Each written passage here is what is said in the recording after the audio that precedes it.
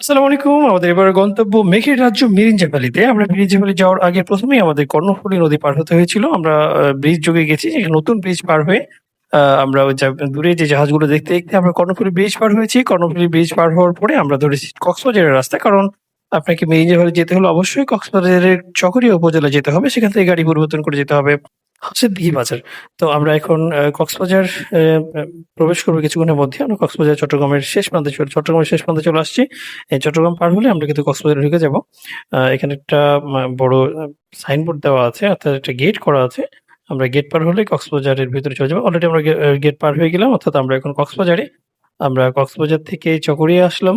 চকরিয়া আসার পরে হাসিরদিঘি বাজার থেকে আমরা পাহাড়ি রাস্তা ধরে আমরা বাম দিকে চলে যাব। কক্সবাজার আমাদের সোজা যে কক্সবাজার যেতে হবে, কক্সবাজার না গিয়ে আমরা কিন্তু চলে গেলাম বাম দিকের আঁকাবাঁকা রাস্তা ধরে, দারুণ সুন্দর একটা রাস্তা ধরে চলে গেলাম পাহাড়ি পথে। এদিকে অসংখ্য গাছে চারিদিকে ছেয়ে আছে। আপনি যদি দেখেন আপনার একেবারে মন ভালো হয়ে যাবে। এবং কোথাও, কোথাও বৃষ্টি হয়েছে। বৃষ্টির কারণে কিন্তু আ অনেক রাস্তাঘাট এবং গাছপালাগুলো একেবারেই পরিষ্কার পরিচ্ছন্ন দেখা যাচ্ছে এবং দারুণ লাগছে। রোদের তীব্রতা নাই। একেবারেই হালকা মেঘলা আছে আবহাওয়া।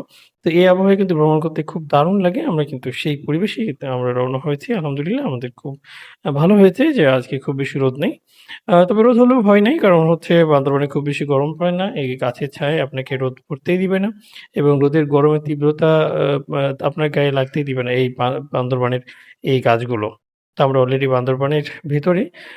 এখানে সারি, সারি গাছ আমাদের অভ্যর্থনা জানাচ্ছে এবং চলে যাচ্ছে পেছন দিকে। আর আমরা চলে যাচ্ছি সামনের দিকে। দেখছেন কি চমৎকার চারিদিকে গাছগুলো। এখানে অনেকগুলো বন্যপ্রাণী আছে। যে বন্যপ্রাণীগুলো ভাগ্য ভালো হলে দেখা যায় অনেক সময় এবং যেহেতু প্রচুর গাড়ি চলাচল করে, এই গাড়ি চলাচলের কারণে বন্যপ্রাণী বাইরে বের হয় না।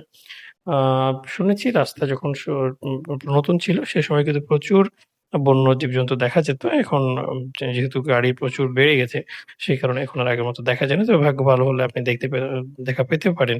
বিভিন্ন জীবজন্তুর বানর, হরিণ, এরপরে হাতিসহ বিভিন্ন জীবজন্তুর আপনি দেখা পেতে পারেন।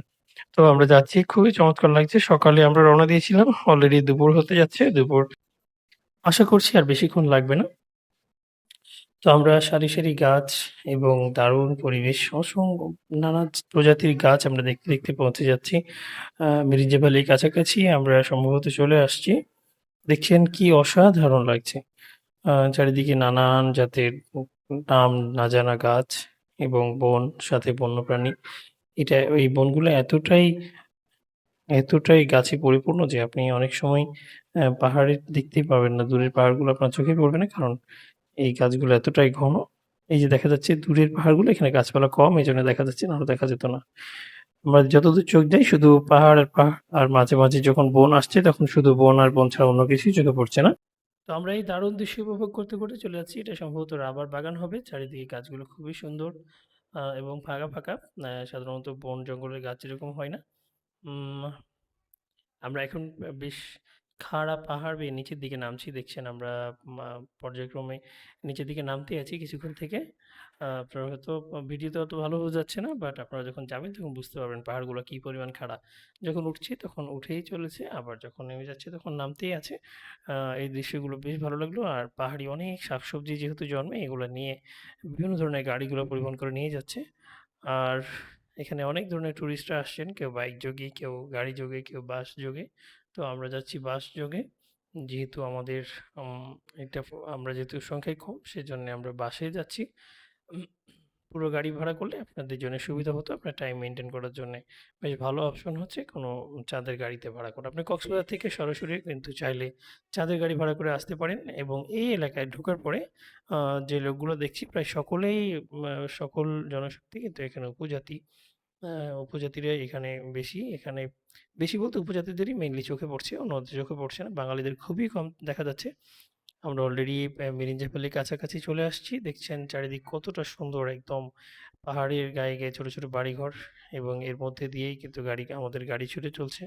অসাধারণ দৃশ্য। দূরে একদম মেঘ, পাহাড় মিলেমিশে একাকার হয়ে গেছে।